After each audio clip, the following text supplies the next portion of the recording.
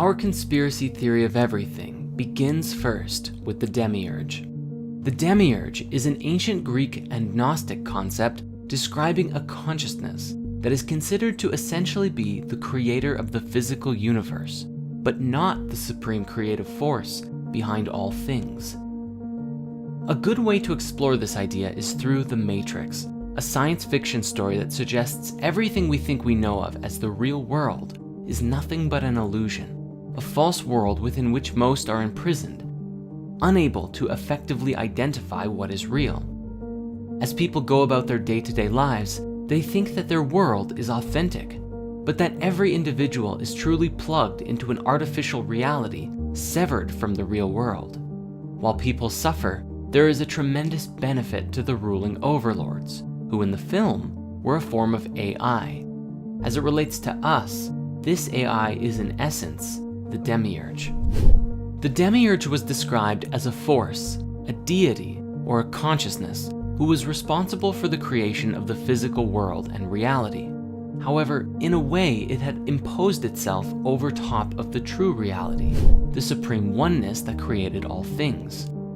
In this, it was a false god who had assumed authority over the world, masking the living beings, namely us, from the supreme truth, the highest order of creation, and making us believe that what we experienced as real, the physical reality that we are a part of, was the true, authentic reality, even though it wasn't.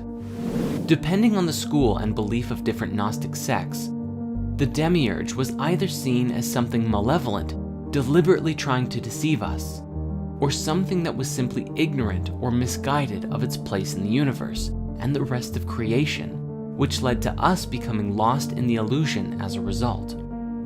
Said in simple terms, the demiurge was the force behind the physical universe, but within our consciousness, so long as we perceived that which is physical to be real, we were slaves to the illusion of the false or at least incomplete reality. To that end, these ancient people, at least those who are part of the ancient mystery schools, believed that the physical reality was an illusion. They sought to liberate themselves from the illusion of reality through varying spiritual practices, from meditation to plant medicine ceremonies and everything in between, in order to connect with higher realms of existence and break free of the false world by finding the truth, the supreme oneness within. This is because even the demiurge and the physical universe still stemmed from the supreme oneness, and the light of truth could be found within. Known to the Gnostics as Sophia, meaning wisdom in Greek, it was the act of awakening this divine spark within us that would return us to the higher realms, which became the ultimate goal of many Gnostic schools. This is where we find the roots of enlightenment and light concepts from around the world, which teach that within this world of suffering, we can release ourselves from the illusion through various forms of mastery and self-discipline, both physical, emotional, and mental. This, of course, takes considerable effort and intention to do so. In essence, transcendent people do what is hard, and that's why their lives are easy. People in suffering do what is easy, and that's why their lives are hard. Fast forward to today, there is a tremendous volume of voices from across the internet, exploring ideas, concepts, and sharing a metric buttload of memes. But amidst the voices of the masses, we find a new concept emerging and being discussed in scientific and even some mainstream circles. An idea that proposes that the entire universe as we know of is actually a hologram or a simulation of some kind. Scientifically speaking, if we look at the cosmos from the perspective of quantum mechanics, there is a general acknowledgement that we really don't understand the universe like we thought we did. We are seeing the building blocks of the universe, the subatomic particles, the waves, behaving in ways that do not make sense in the context of classical mechanics, which reveal discrepancies in the laws of physics. Yet, the laws of physics still stand and apply in a practical sense when talking about our macroscopic world. But the fabric of the reality that we live in operates by rules that we have yet to uncover. The holographic universe seems in principle to be very much like how you might expect a movie and a projector to work in tandem. When you watch a movie, you enjoy it linearly, going through it one frame at a time, usually at 24, 30, or 60 frames per second. The stories on the screen follow a narrative of some kind, and generally speaking, there are definite laws that make up the universe you are experiencing in the film.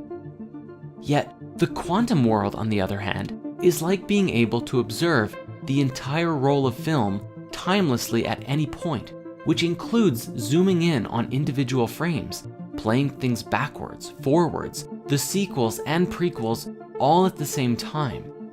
The particles and waves that make up our reality are non-linear and could potentially imply notions of retrocausality. And while they too follow their own set of laws, they are different from the world we exist in at a macro level. Another example of this is found in computer code. What you are seeing on your computer or phone screen at any given time is a filtered projection of what is really going on underneath the surface, designed to be easy for you to interpret. Yet, under the surface of these machines, there is a computer language that is incomprehensible to nearly everyone. Languages like binary and machine code are too simple to make complex algorithms effectively in. Instead, programmers use higher-level languages designed to be understood by humans to write code that is then translated into the lower, base-level machine code and then binary at the bottom. What you are seeing when you look at your phone or computer monitor ultimately comprises mountains of ones and zeros that lay under the surface of the digital world, just like what is under the surface of our own reality. You might be familiar with the ancient wisdom teaching, as above, so below, a concept that applies on several levels, describing that which exists in higher realities is a mirror of lower ones. So as with machine code and binary, ultimately all of that computational code is equal to and actively creates the digital experience on your devices, but they are two entirely different paradigms. This is the great challenge of modern science today, unifying quantum mechanics and general relativity, because we are unable to comprehend yet how the physical world and tangible substance, continuity, gravity, life, time, and consciousness emerge from this flux field of quantum information, which appears to operate by an entirely different set of laws related to statistics and probability. Yet, like with machine code and computers, are they really so different? The question then becomes, as many are theorizing today, could our entire reality be nothing more than a simulation? An artificial reality that our consciousness is plugged into? There are some oddities that have been captured on camera that some people believe are glitches in the Matrix. Now maybe these oddities are fake, who knows? But as an example, we do have this curious clip of a bird who is perched in midair without moving before flying away. There was also this news footage from Russia several years ago that someone caught an individual levitating on camera. But when the guy with the camera called out to them, the girl dropped down and ran away. Now again, I'm not trying to say this is hard evidence of a real-life Matrix, but it certainly compels curiosity. And this is what it's really all about. Humanity living in the question, in the mystery of life, and these strange occurrences that beg us to ask the question, what is the true nature of reality? Now, on that note, I encourage you to please do your own research and go down these rabbit holes yourself and make up your own mind. In this way, you become a conduit of free thought rather than following in the herd mentality of that which has been established for you by the powers that be and society at large. Even if the laws of physics as we know them today say that this is impossible, levitation or birds perched in midair, we also know that the laws of physics are incomplete. We don't even know how to properly fit gravity into our standard model of physics, and perhaps unlocking these secrets will change everything for us.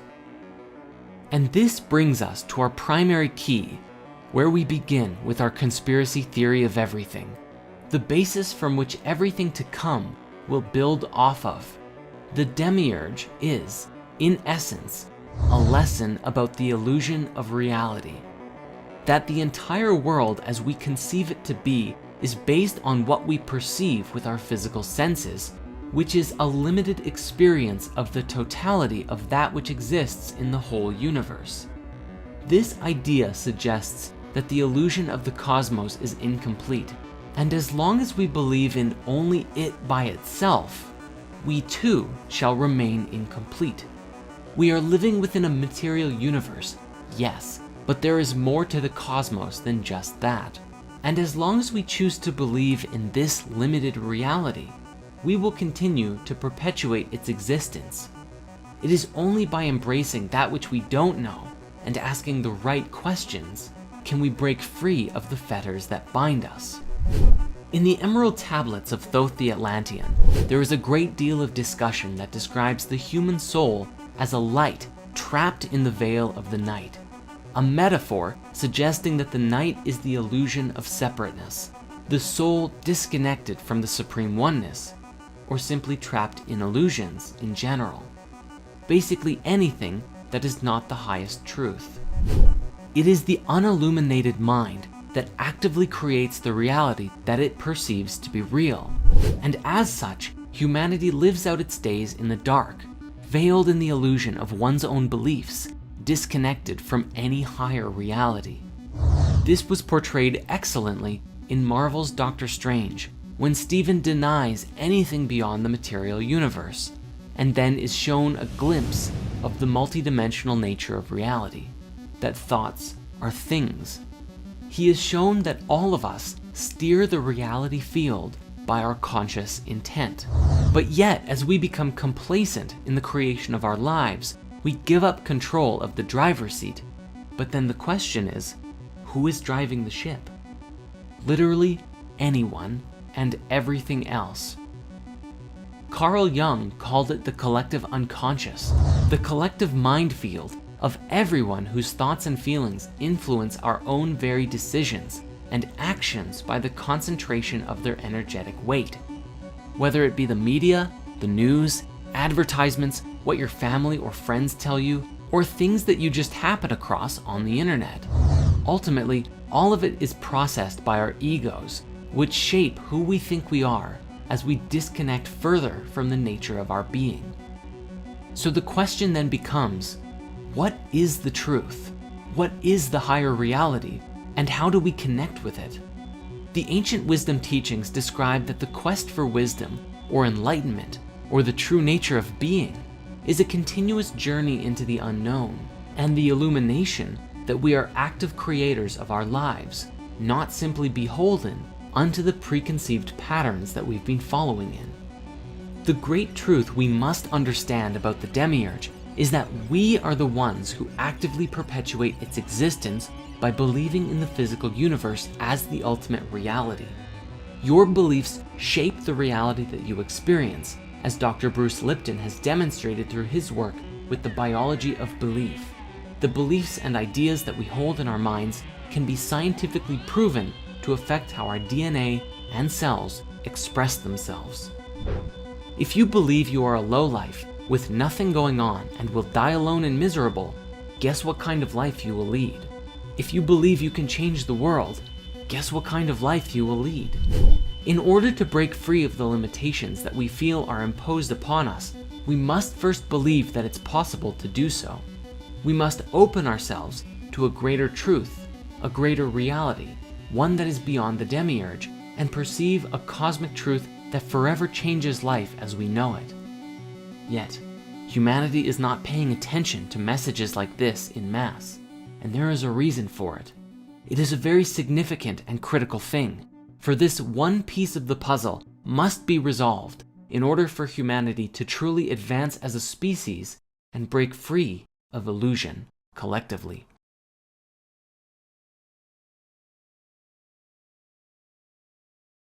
But with that, the mysteries of who is behind all of this aside, how exactly do the world elite control human consciousness? Due to the sheer volume of control mechanisms, Here we're going to provide a lighter overview, and you are encouraged to explore these as you see fit. Fear and scarcity. At the highest level of control, fear is one of the most easiest methods to control the population en masse. This is a two-way street that binds the influence from the elite and us together, for we actively perpetuate the problem when we live from fear and scarcity, spreading it around to each other like a nasty virus. Fear can be used to corral people in all manner of directions, to take actions that are not in their best interest, or to give up their power and control to others. Our food. For the most part, all of the food that we're eating today is toxic, designed to subdue our creative energy, making us easily addicted to things that are unhealthy for us. Whether it's processed foods, rich with salt, sugar, and fat, or even our produce, which has been chemically engineered or sprayed with pesticides and herbicides. We can see this with Monsanto, who have actually patented seed and GMO production, disallowed the ancient practice of saving seeds, and ultimately controlled the food supply, but have masked it as providing the world food. We recently published a movie called Healing Your Body with Food, Spirit Science 33, which reveals the truth about food and where it comes from today. So we won't get super deep into it here because there is a lot to cover. But if you want to go deeper into this, please watch that movie after this one is done. Ultimately though, the bottom line here appears to be that we are what we eat, and most of us eat far too much, and in that consume too many harmful substances. Fluoride in the water. Some have said that fluoride is the metaphorical tears of the New World Order, and that it's their most widely used weapon against us. The idea, in a nutshell, is that governments put fluoride in our water supply in order to negatively affect huge populations and facilitate mass control, whether for financial gain through the health defects that it causes, or for the purpose of disrupting our connection to the spiritual planes. Any quick search of a fluoride conspiracy brings up notions that it calcifies the pineal gland, the organ in our brain that is often linked to consciousness and the third eye. The idea of the pineal gland being linked with consciousness originally came from the French philosopher Descartes, who argued that the interaction between non-local consciousness and the physical world occurred inside of it.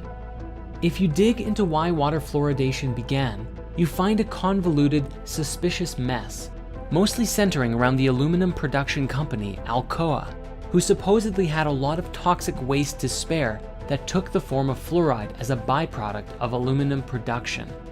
After a single biochemist who was sponsored by them showed in a lab that fluoride affects cavities in rats in 1939, so the story goes, the first public proposal that the US should fluoridate its water supplies were made, not by a doctor, but by an industry scientist.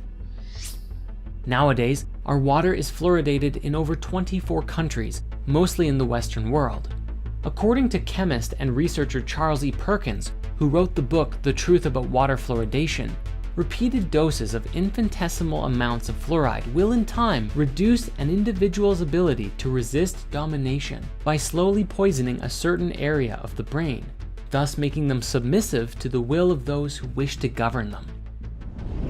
While there are unsupported theories that the Nazis used the chemical in concentration camps, or the USSR in their gulags, the threat of fluoride isn't just a theory. The work of Jennifer Luke in the 90s showed that by old age, the pineal gland contains the same amount of fluoride as teeth, having been calcified as we age. Further, a huge review on fluoride toxicity published by the National Research Council in 2006 reported a range of negative side effects from fluoride, including decreased melatonin production and other effects on normal pineal function, which in turn could contribute to a variety of bad effects in humans. In fact, studies from Harvard and China's Shanghai Health Institute may even have linked fluoride to reduced IQ in children, and even suggest that it could be toxic to a developing brain. As well as being linked to certain types of cancer, it's also been shown to destroy the male reproductive system in rabbits. The bottom line is, the benefit to risk ratio on water fluoridation is unclear due to a lack of good evidence, with most people not even knowing that they're drinking it. If the conspiracy theories are to be believed, professors doing this research have been met with numerous attempts to discredit them. Stephen Peckham, director of the Centre for Health Services at the University of Kent and professor at the London School of Hygiene and Tropical Medicine at the University of Toronto, has had his research of water fluoridation rejected from dental health journals. He's even spoken out about being accused of statistics hacking and for research that made the link between fluoride and hypothyroidism. It seems as though someone does not want this info getting out. Entertainment and subliminal messaging. The entertainment industry has been a source of conspiracies for a long time, with often disturbing subliminal messages in children's entertainment, such as references to suicide and sex found in everything from Disney movies to SpongeBob. But it often goes deeper and darker. The entertainment industry, especially Disney, has seen several instances of hiring young children, making them into massive celebrities, making a fortune off of them, and driving them insane. This has also happened with the K-pop industry, with their so-called slave contracts that force the young singers into decades of servitude, having them work endless hour days and running them to the point of exhaustion. There are actually many instances of these young singers collapsing on stage due to exhaustion.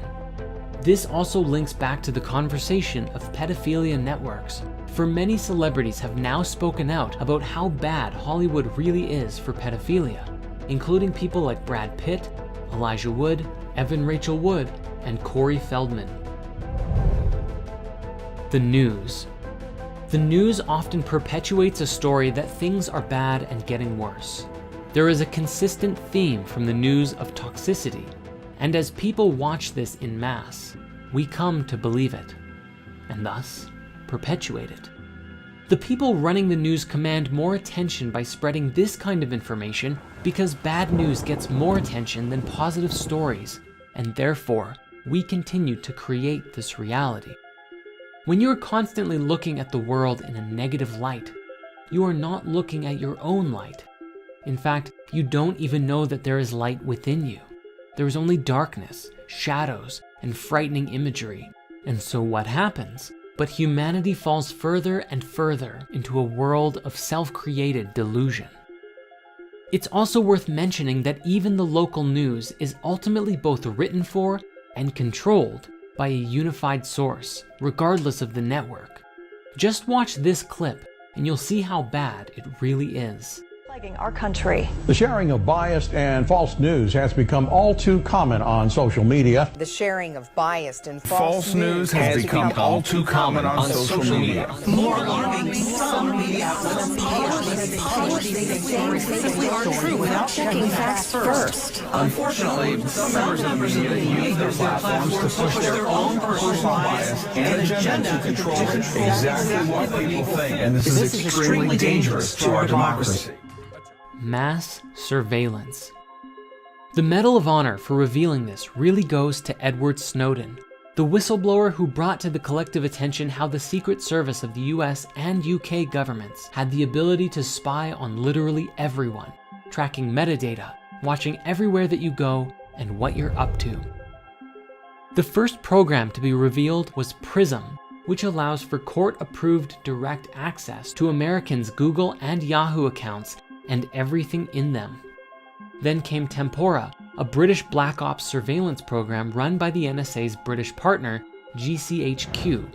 This includes stuff like call databases, numbers, text messages, and even a secret court order requiring Verizon to hand the NSA millions of Americans' phone records daily. One of Snowden's most frightening statements came in 2013, when he explained that by using the X-Keyscore program, I, sitting at my desk, could wiretap anyone, from you or your accountant, to a federal judge or even the president, if I had a personal email. The NSA's top secret black budget, obtained by Snowden, exposed the successes and failures of over 16 spy agencies comprising the US intelligence community, and revealed that the NSA was paying US private tech companies for for clandestine access to their communications networks. All in all, it was revealed that the NSA was harvesting millions of emails and instant messaging contact lists, searching email content, tracking and mapping the location of cell phones, undermining attempts at encryption via Bull Run, and that the agency was using cookies to piggyback on the same tools used by internet advertisers to pinpoint targets for government hacking and to bolster surveillance. And yet, after all of this info being dropped, it has mysteriously disappeared from mainstream discussion. Our belief systems. We do it to ourselves. At some level, we have to take responsibility for ourselves. As easy as it may be to point the finger at the ruling elite, and there's no question, justice must be served, we must also recognize ourselves as a part of the problem through our own beliefs, herd mentality, and lack of mindfulness and unwillingness to strive for wisdom. If we wish to truly be a part of the solution, I know you've heard this before, but it's more serious than ever. Be the change you wish to see in the world. As Bruce Lipton has demonstrated with his groundbreaking work in epigenetics, our very beliefs affect our biological systems in deep and very impactful ways. If we can believe we can live a happy life, then we can. And if we believe that it's impossible, then we actually shut off ourselves and our bodies from receiving and experiencing satisfaction. Further, people will often try and rope their friends into their belief systems in order to validate their own opinions and perspectives. And so what we're dealing with here is a mass field of consciousness that is trying to push its beliefs onto everyone else, and the truth is muddled and lost.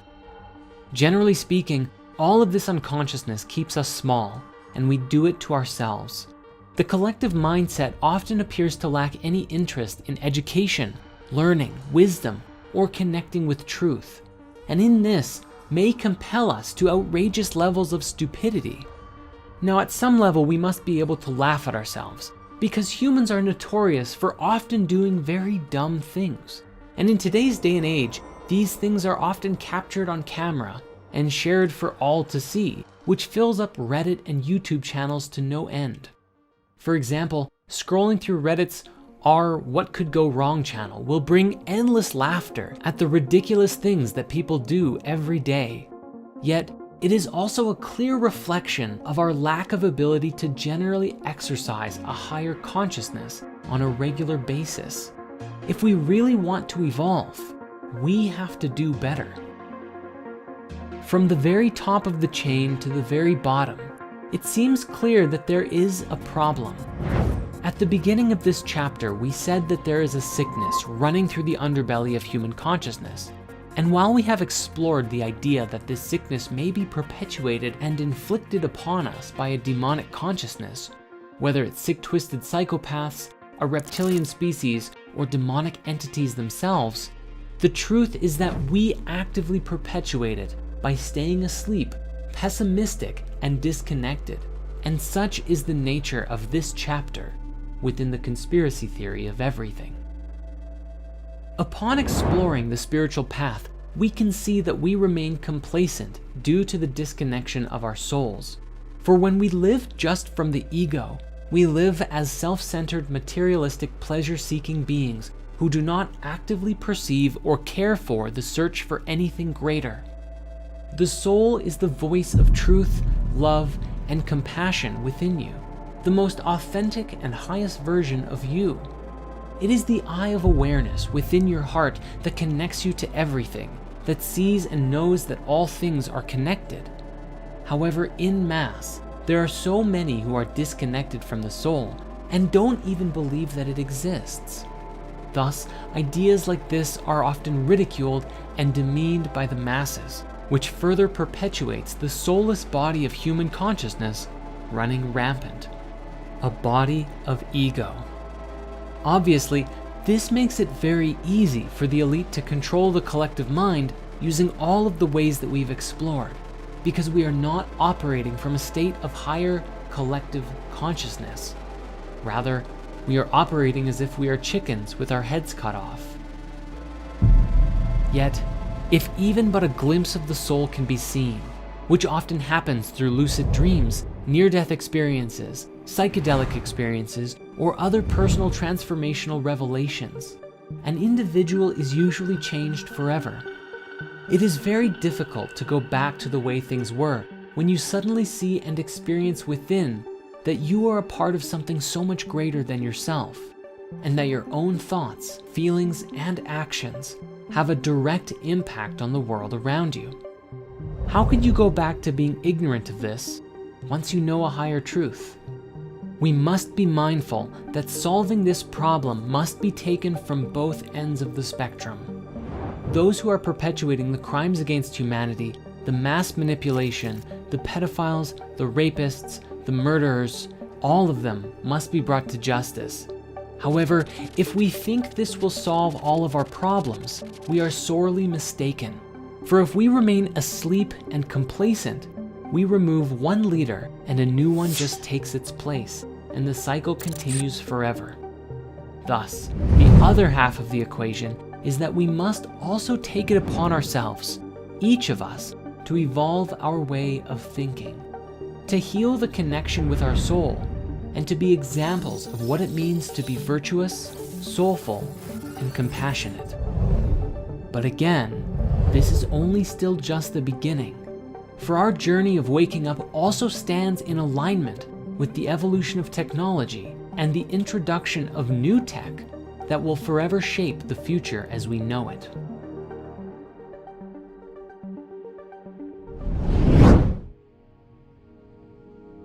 The subject of extraterrestrials has mystified humanity for countless generations. The question of, are we alone in the universe, has inspired us to push forward and advance as a species in the search for life in the great beyond. But to this day, judging by the way people generally treat the subject, it would appear that we have yet to make any form of substantial contact. Yet, the awareness of a deeper truth, that something is being hidden from us, is regularly being leaked to this day. Let's start with some basics, which would be UFOs, which we all know stands for Unidentified Flying Objects, or as they're starting to be called today, UAVs, Unidentified Aerial Vehicles. It was shortly after the 2 atomic bombs went off during World War II that UFO sightings spiked around the world. Hundreds of reports of UFOs began to emerge in the decade that followed the incident, and it was in 1947 in Roswell, New Mexico, that things got really interesting. Reports of a UFO crash landing in the shape of a flying disc inspired tremendous interest in possible alien activity as the US military quickly quarantined and cleaned up the site, claiming it was simply a weather balloon. This was really the beginning, and today, thanks to modern technology, especially cell phones, we have access to thousands, if not tens of thousands, of seemingly unexplainable UFO sightings from around the world.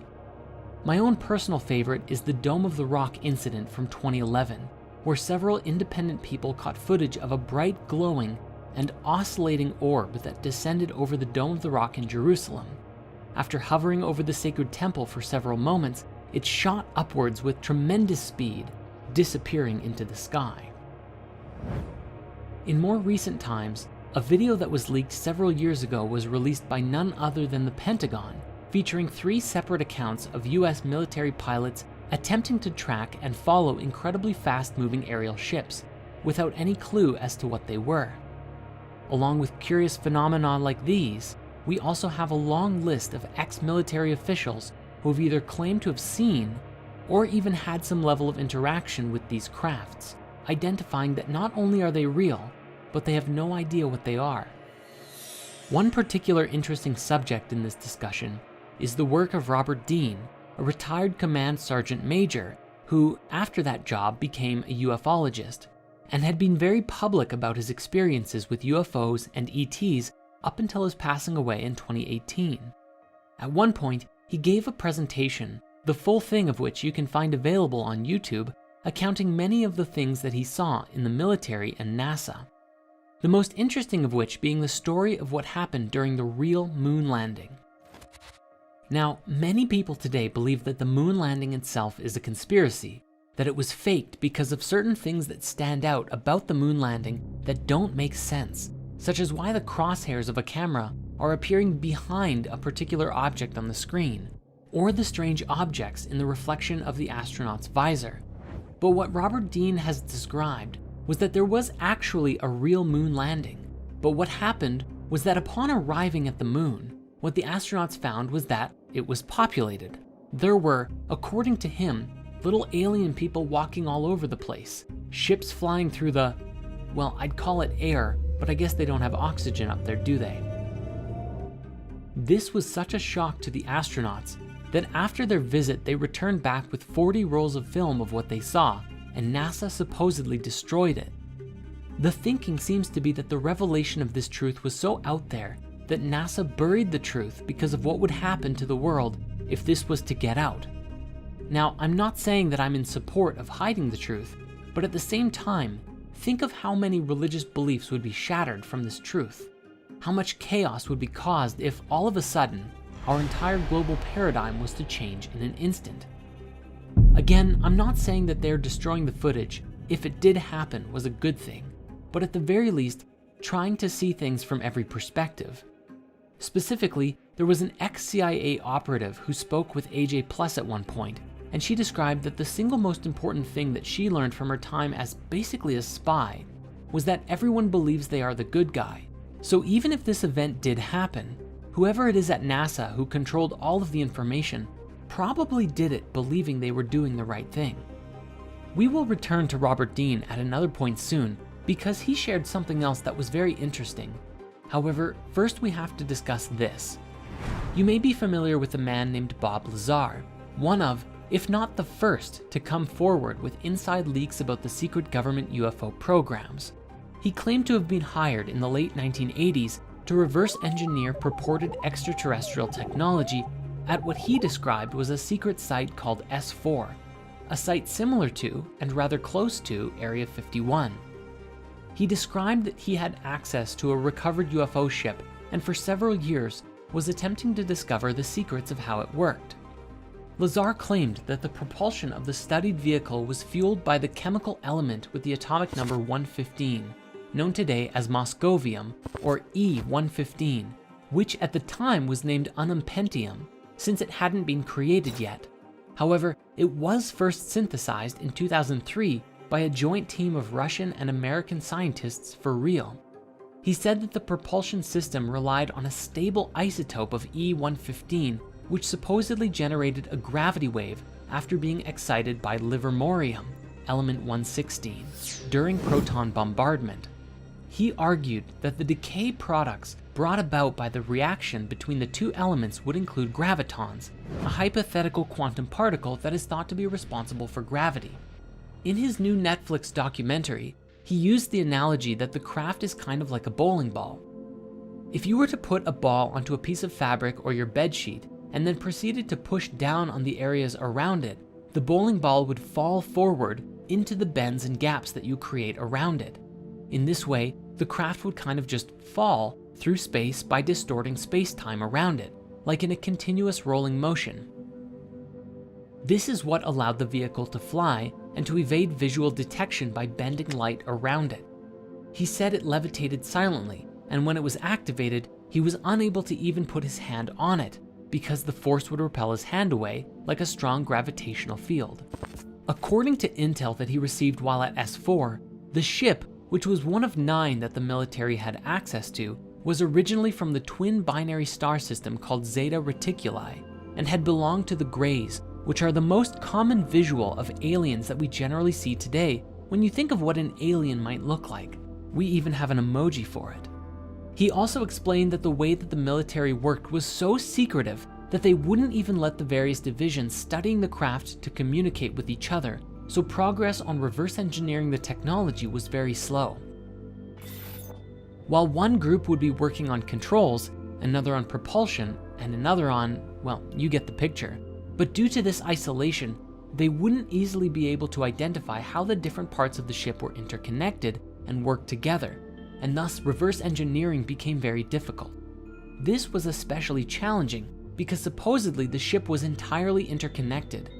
There weren't really any moving parts.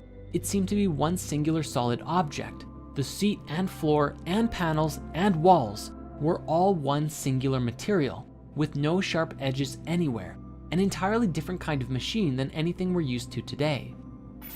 Now, after Lazar came out publicly about this, his life fell apart.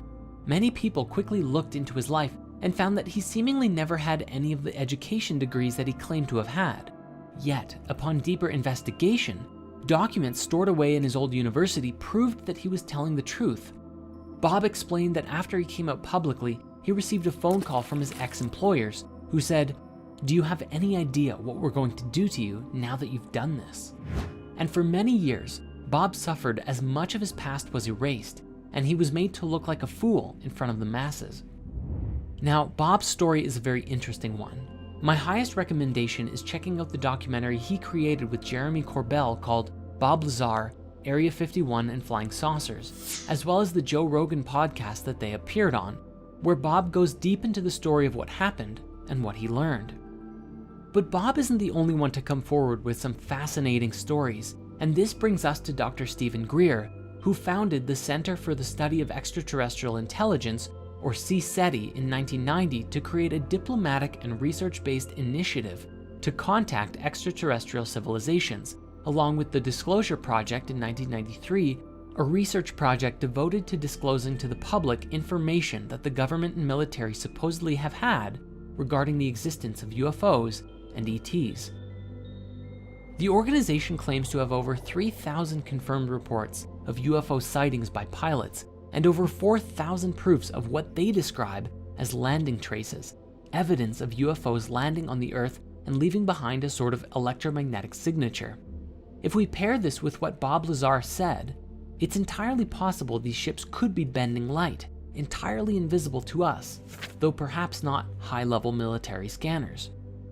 Dr. Greer also appeared on the Joe Rogan podcast many years ago and explained some very interesting things. What he received from a collection of over 30 documents from the NRO, NSA, CIA, FBI, and presidential briefings was that the way that these ships work and the way these ETs understand the universe is leagues beyond our own. What he described was that while today we believe that light is the fastest thing in the universe, this is only a barrier, and on the other side of the speed of light are laws that are governed by some sort of super consciousness, and that it is from this higher awareness that interdimensional travel becomes possible, and you can move throughout the universe nearly instantaneously without worrying about the speed of light, which is simply too slow to travel at if you're going from solar system to solar system, or especially across the galaxy, or even between galaxies. This is incredibly important to us because it's relative to the idea that consciousness and conscious thought actively steers the field of reality that creates the experiences that we have. This is a subject we will return to shortly. However, this conversation has one massive implication. You see, one thing that Dr. Greer explained was that the significance of alien life to us isn't really all about ETs at all, but about technology. The very instant that it became available would completely transform life on Earth forever.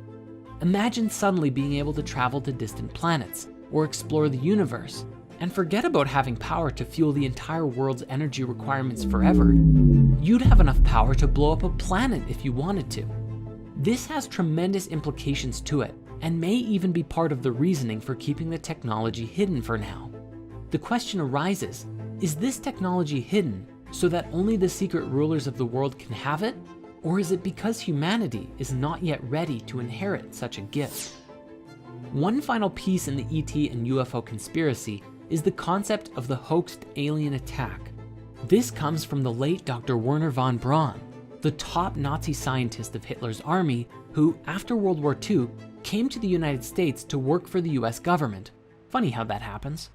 And on his deathbed, he theorized that after a war with the Middle East, one day there would be a hoaxed alien attack, which was a part of the secret plan to weaponize space and control the world. He actually urged Dr. Rosen, his secretary, to thwart this plan above all else, because if it were to come to pass, and space was weaponized, whoever controlled these powers would have complete and supreme control over everyone, and the world would fall under the complete control of the oppressors. Now, the subject of ETs does not end there, however. Because there is also the reptilian conspiracy, most famously brought to the public attention by the British conspiracy theorist David Icke. It's become one of the most infamous and popular conspiracy theories ever, sparking numerous parodies and commentaries in the media and TV shows. To put it simply, Icke believes that an interdimensional race of reptilian entities known as Archons have hijacked the Earth and are stopping humanity from realizing our true potential. He has argued that these Archons are the same beings mentioned in many Gnostic texts that have identified themselves as demons and rulers of the 7 planets in various traditions, mostly having the ultimate goal of preventing souls from leaving the material realm. He claims that because of this, they have gone by many names throughout history, including the Anunnaki from Sumerian myth and the Watchers and Nephilim from the Book of Enoch. He argues that human sacrifice to the gods in the ancient world was actually for the reptilians' benefit, especially the sacrifice of children, because he tells us that at the moment of death by sacrifice, a form of adrenaline surges through the body, accumulating at the base of the brain, and is apparently more potent in children, something that is today reminiscent of adrenochrome. Bringing it more into the modern day, he claims that a genetically modified human Archon hybrid race of shape-shifting reptilians, known as the Babylonian Brotherhood, or the Illuminati or Freemasons to us today, manipulate global events to keep humans in constant fear, so that the Archons can feed off of the negative energy that this creates. Now, he has also claimed that the members of this secret elite are descended from reptilians coming from the Draco constellation. He stated that the reptilians come not only from another planet, but also another dimension, the lower level of the 4th dimension, which he calls the astral plane, the one nearest to the physical world. As of 2003, when his books originally brought this theory out, he said that the reptilian bloodlines include all American presidents, 3 British and 2 Canadian prime ministers, several Sumerian kings and Egyptian pharaohs, and a whole bunch of celebrities. Remember when that article went viral about how Justin Bieber supposedly turned into a giant reptile in front of everyone? Some of the most prominent bloodlines are said to include the Rockefellers, Rothschilds, various wealthy European families, and established families of the eastern United States, and the British royal family. In fact, he said in numerous interviews that he saw former British Prime Minister Ted Heath's eyes turn entirely jet black while the 2 men waited for a Sky News interview in 1989. Ultimately, the global elite make up the top of the pyramid for the reptilians in modern day, all with the intention to keep us sedated and trapped in this reality without gaining a higher knowledge. At the top of the global elite are what Icke has referred to as the prison wardens, who oversee us in what is, to them, just a prison world. Along with the New World Order, their main goal is apparently to create a microchipped population, a one-world government, and a global Orwellian fascist state, a brave new world, which he claims will be a post-truth era where freedom of speech is denied. And how are they planning to do this, you might ask? Well, if Icke is to be believed, then the Brotherhood either created or controls everything. Things like the United Nations, the International Monetary Fund, Round Table, the Council on Foreign Relations, Chatham House, the Club of Rome, the Royal Institute of International Affairs, the Trilateral Commission, and the Bilderberg Group, as well as the media, military, CIA, MI6, Mossad, scientific publications, most religious doctrine, and even the internet. In other words, they control every aspect of our society and can make us believe what they want, when they want. Before we move on, I think it's important that we now revisit Bob Dean and a particularly interesting story that he shared during the European Exopolitics Summit in 2009. He described that he was attending his son's retirement ceremony from the US Navy in Washington, D.C., and at this event, there were a great deal of active and retired generals, admirals, captains, and more. One particular retired Navy scientist approached him and said, "Hey, I know you. You're that retired command sergeant major who has opened up about the UFOs. I have a story for you, that my last government job was as a plasma fusion physicist at a top secret place outside of Las Vegas. and I was working there for 5 years with 2 guys who were not from here. They were from somewhere else. Delightful people supporting us in figuring out plasma fusion, which equates to infinite energy forever. The man said, after a few years of working with these guys, I approached one of them and asked, okay, what do you really think of us, humans, as a species? And the alien said, well, since you've asked, we think you are a primitive, savage, and dangerous race. The other alien who was listening in then leaned in and said, and you also smell bad. And he explained that it's not really about our bodies, although yes, we have polluted our bodies and the earth to a wild extent, but that we also have a psychic odor about us. Our thoughts and feelings are so negative that other higher species find it terribly offensive. While this story is actually kind of funny, it's also something that we should take very seriously. According to the reports and expressions from many whistleblowers, the other species who are interacting with us are actually mostly benevolent, and if we can really listen to what they have to say and do some meaningful self-reflection, it may just help us to clear out our own negativity, release ourselves from any reptilian or other controlling influences, and put us into a position to meet some really cool otherworldly species.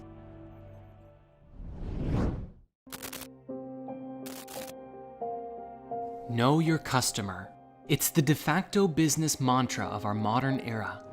Collect enough information on everyone's web browsing and social media habits, listen to what they talk about when they believe they're alone, and feed the data into a network of computers so complex that computer scientists aren't even sure how it works at all anymore.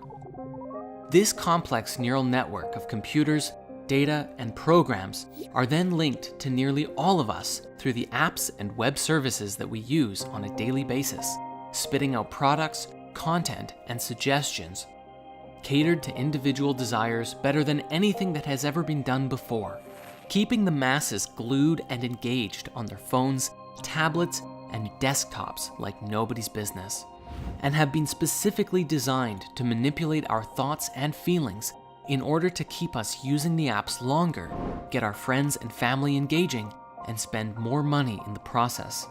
This is our current reality.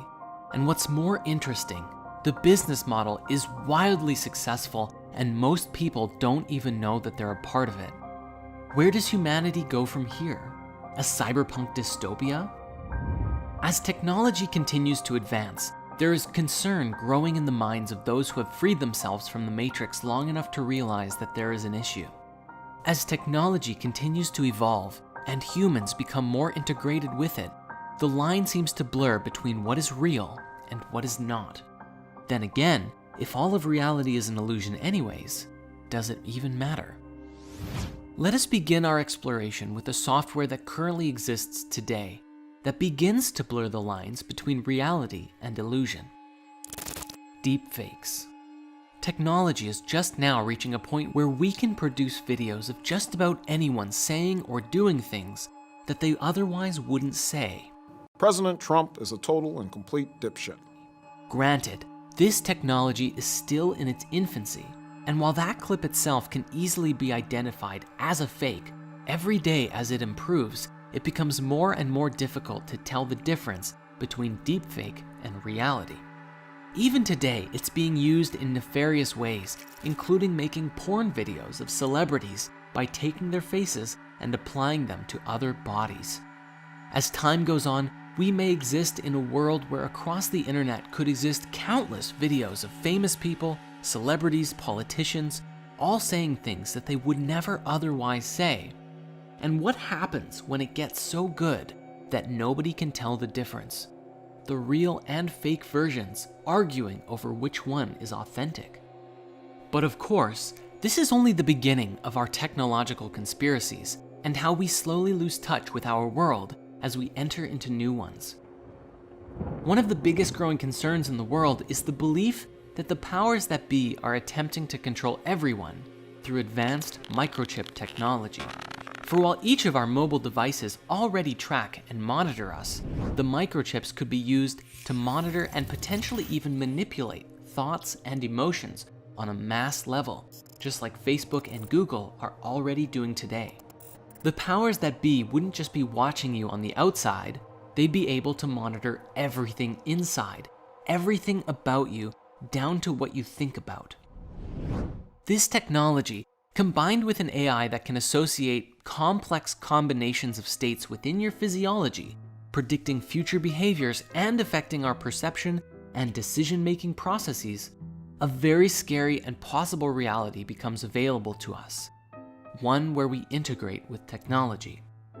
As we know, this is already happening on some level right now, with the algorithms actively recording everything you search and serving it back to you on a silver platter. This, however, would be a far more invasive integration, and what's even crazier to consider is that people would do it voluntarily.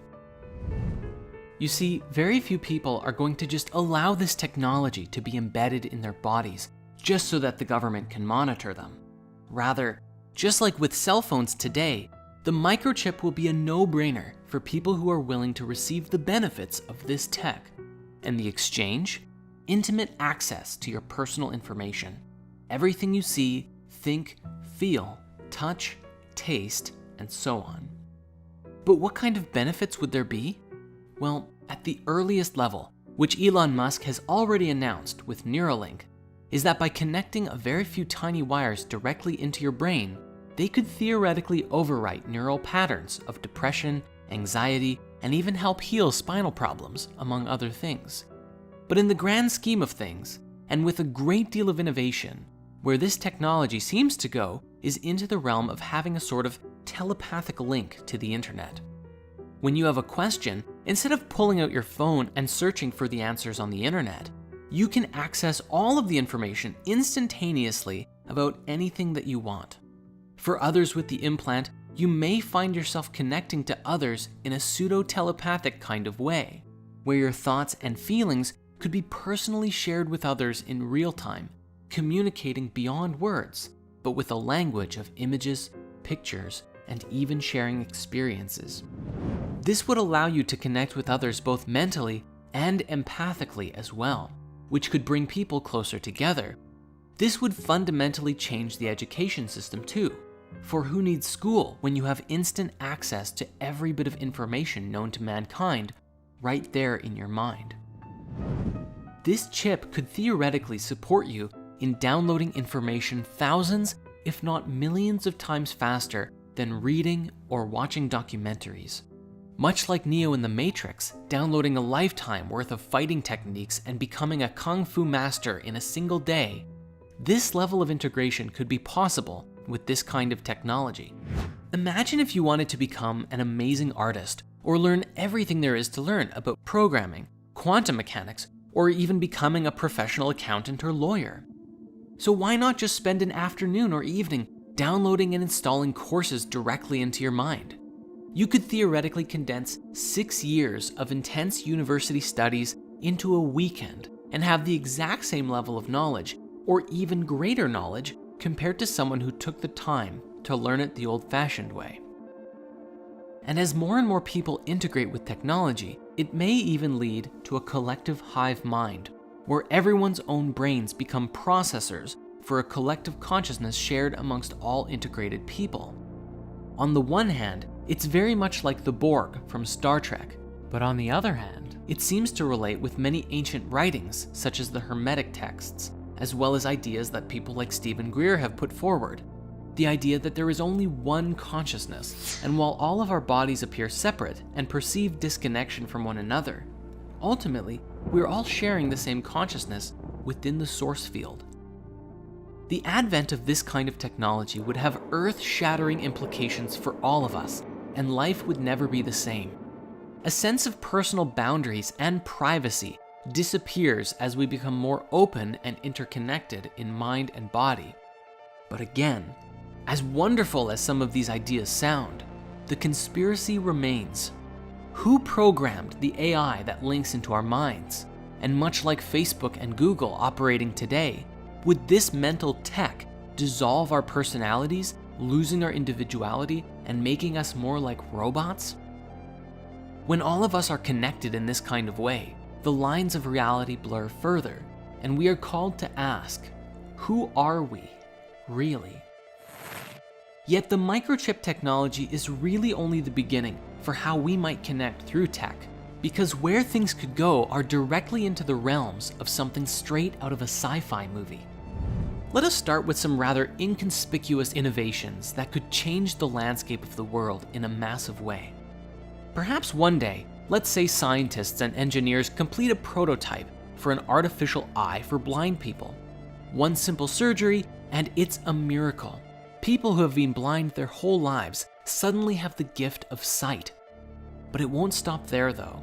Suddenly these people can see wavelengths of light that normal eyes can't, have an integrated zoom feature giving them binocular eyes, and even have an augmented reality display directly in their inner vision. These people could literally play Pokemon Go anywhere without a phone, literally seeing Pokemon all over the place. When cyborgs can not only see, but see better than someone with normal eyes, even people with fine eyesight will want this upgrade, and a new generation of upgraded humans begins. Even on a less invasive level, we have the ideas like the digital contact lens depicted in the new Brave New World series, which is a contact that hooks into receptors in the back of your eye, giving you a direct mental and visual link to everyone else in society. This could happen with prosthetics too, and in a way it already is, although the tech is still in its infancy. If someone loses or breaks their legs or arms in a terrible accident, they can one day get bionic limbs that are more powerful and capable than any normal body part, giving them super strength or super speed, at least up to the limits of what the rest of the biological body can handle. When this tech is available,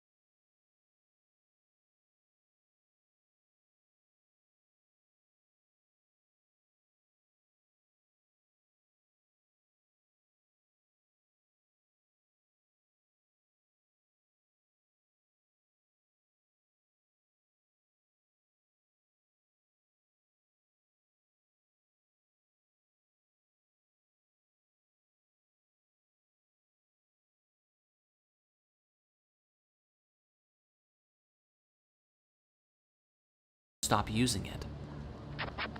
All this technology, especially putting your consciousness into a game, will at some point give the game creators an awareness of everything about you, your thoughts, your feelings, your choices, and it would allow anyone with the know-how to monitor you on a very intimate level. And yet, most people will probably skip past the 50 to 100 pages of terms of service and press accept anyways, because the ability to shoot fireballs and fly is waiting for them on the other side of the sign-up page. And seeing the pinnacle of all of this together, as humanity grows and becomes more advanced and can even create an entirely robot body, if we can transfer our consciousness, our thoughts and memories into a machine, then we could exist with a robot body just like Ultron himself. When that day comes, we will be forced to ask, what constitutes a human being? Now, to some people, this already sounds amazing and can't wait for the future. However, the conspiratorial aspect of this comes in the form of a question. As we step into the next 100 years of change and beyond, who is really running the show?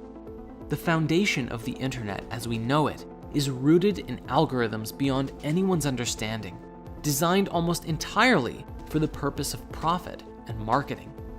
Who controls these algorithms? Who dictates what we see? Currently, our attention is essentially open to the highest bidder. But is it possible that the AI itself could take us all over? And if we are integrated into this collective mind, is it possible for someone to simply decide what we think and feel? Even when the internet was in its infant stages, people were fantasizing about free and open access to information revolutionizing the world. And while that tech did become available, social media has also come to the forefront and allowed some of our worst primal instincts like tribalism and manipulation to resurface with greater strength than ever before. To go deeper into this, we must acknowledge that we're all responsible for our own behavior. But as far as social media is concerned, how we use this technology is also beholden to those who created it. In a recent Netflix documentary called The Social Dilemma, several ex-employees of many social media tech giants like Google, Facebook, Instagram, and more sat down to reveal what they had inadvertently created with this pioneering technology: a monster. They explained that they have created a world in which billions of lives are affected by the decisions of a small number of programmers, a social reality in which, through the way that the apps and software work, it facilitates very small and subtle changes in the way that people think and feel. It's so subtle that you don't even know it's happening, but the result is that most of us end up living inside of a delusional bubble, seeing only the content that we're already exposed to seeing. And this software can even help us create negative responses to people who believe anything different than us. The technologies, they explained, are designed specifically to get as much engagement out of you as possible, to get you spending more and more time and then more money just by browsing these social media sites. Really take a moment to think about that. Every single thing that comes up on your own social media feed was put there by an algorithm that was trying to get you to keep scrolling, to warm you up to spending money with an ad, or continue to foster engagement by connecting with other people and bringing them back to the app too. A supposedly leaked document from a marketing presentation for video games showed dozens of pages, plans, and methods to use AI and data collection on the target gamer to determine when they were more likely to buy in-game items, and aggressively market to them by displaying offers at those times. Audio captured by the devices revealed to the AI the gender and mood of the player, and found that Wi-Fi signals could reveal their location, such as if the player is in the car or in their bedroom laying down.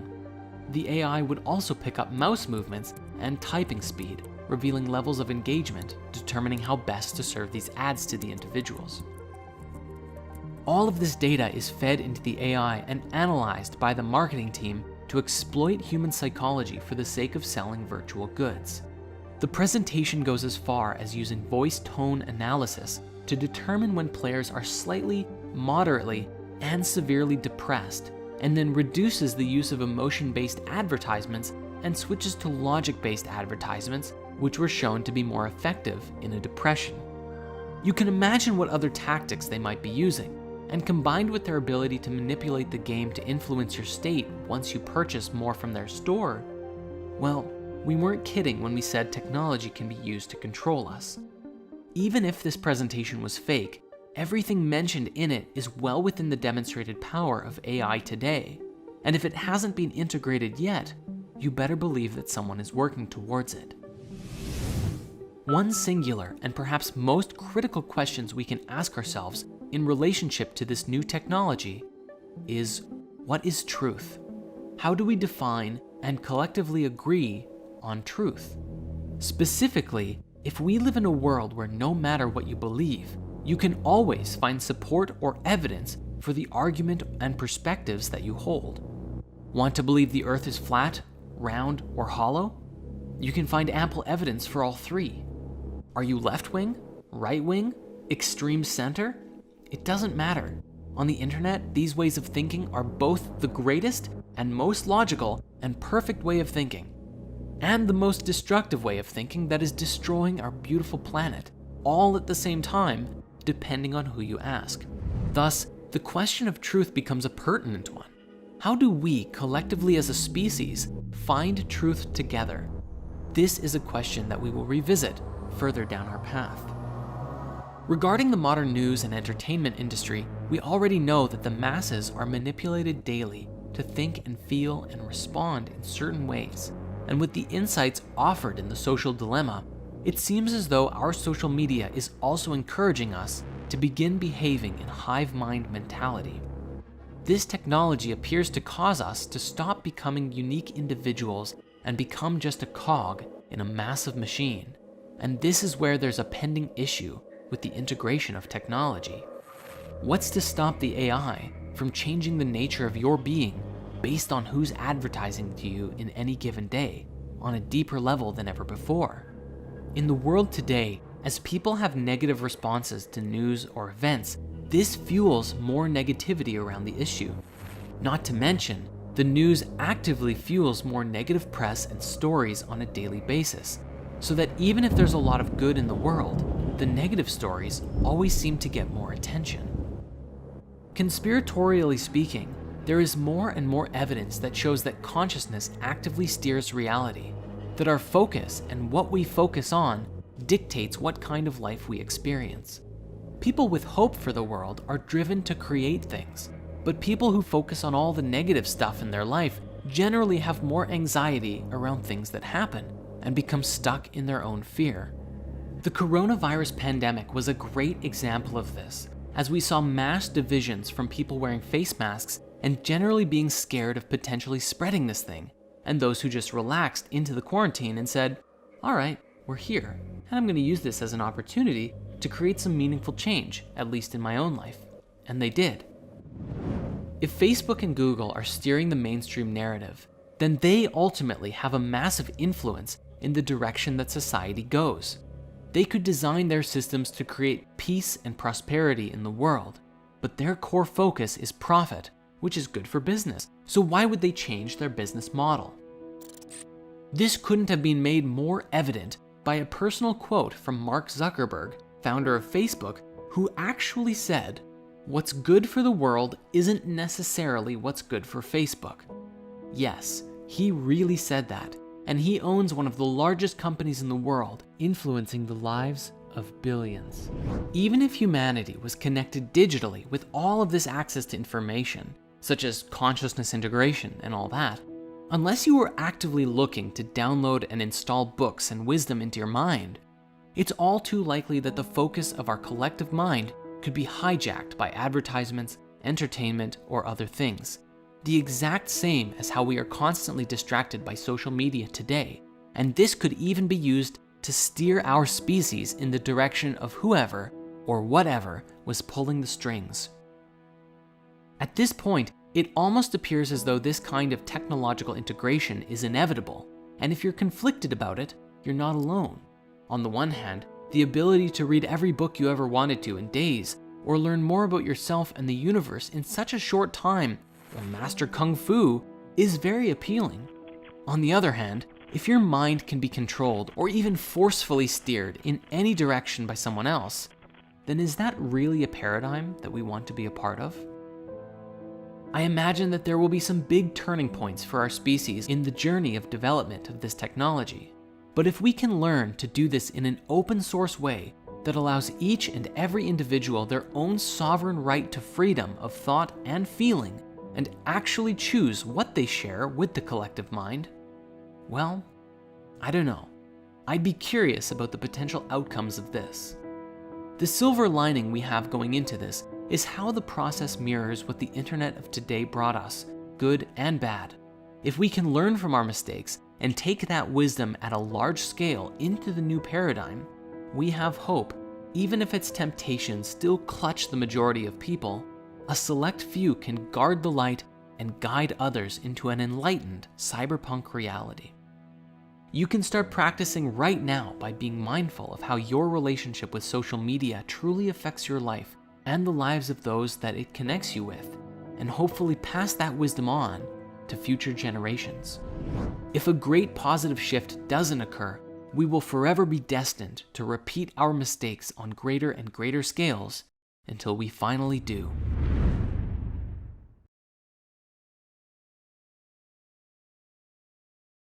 As we've seen so far, humanity is undergoing an exponential increase in veils being lifted, and we are seeing life being stirred up and changed like never before.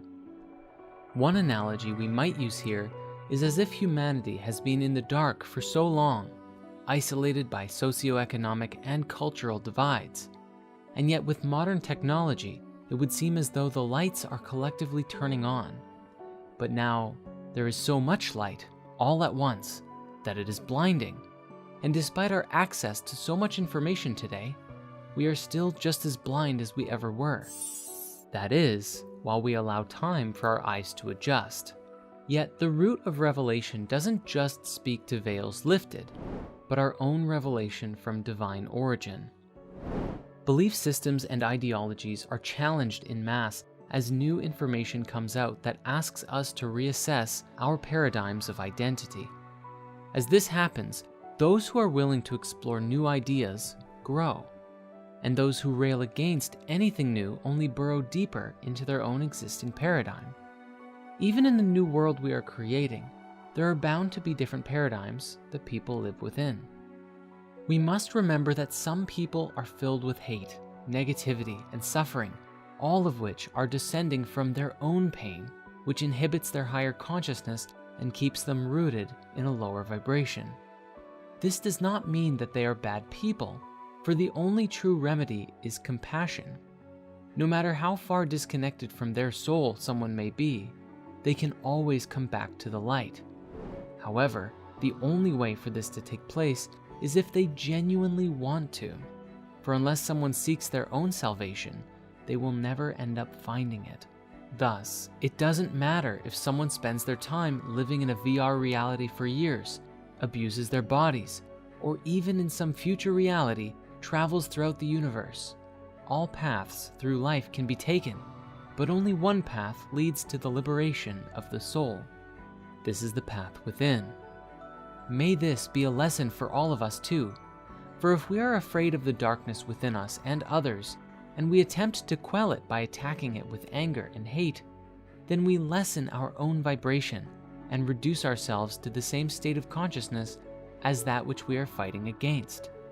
Evil begets evil, and in the words of a wise Jedi Master, fear leads to anger, anger leads to hate, and hate leads to suffering. Hence, the true solution to the salvation of humanity, or the reconnection of our souls as we discussed so long ago, is through genuine and authentic compassion. By elevating our own consciousness to such a degree that our light radiates to those around us, and we become instruments of sacred transformative change by the goodness that we embody. And while this may sound to some like spiritual woo, the discoveries around this today have the power to radically change everything we think we know about both science and religion. These discoveries speak to a deeper, basic and more intrinsic understanding about the nature of who we are and our place in the cosmos, as well as the abilities that we have and may inherit. Speaking to the nature of consciousness itself, these discoveries are so paradigm-shattering that life on Earth as we know it will never be the same once the knowledge becomes commonplace among the people of the Earth. That is, if it's ever allowed to get there. For a long time, our perception of spirituality has been governed by the religions of the world, and our perception of the universe and the nature of life has been governed by science. Movies like Zeitgeist outline and identify ways in which the religious institutions have monopolized people in a myriad of ways, while others today, such as Dr. Rupert Sheldrake's The Science Delusion, demonstrates how science has been used to shepherd people into a mindset, keeping us locked into a paradigm of physicality and nothing more. Further, these two voices of science and religion have been at odds for a very long time, sharply criticizing one another, or otherwise outright refusing to acknowledge each different perspective, or their many merits and wisdoms that they bring forth. Despite this, today new revelations about the nature of consciousness stand to shatter the illusion of separateness, destroy the dogma we've clung to for so long, and give us a foundational blueprint to create a new world for ourselves. Truly, it's how we can create heaven on earth. All that's required is our complete participation.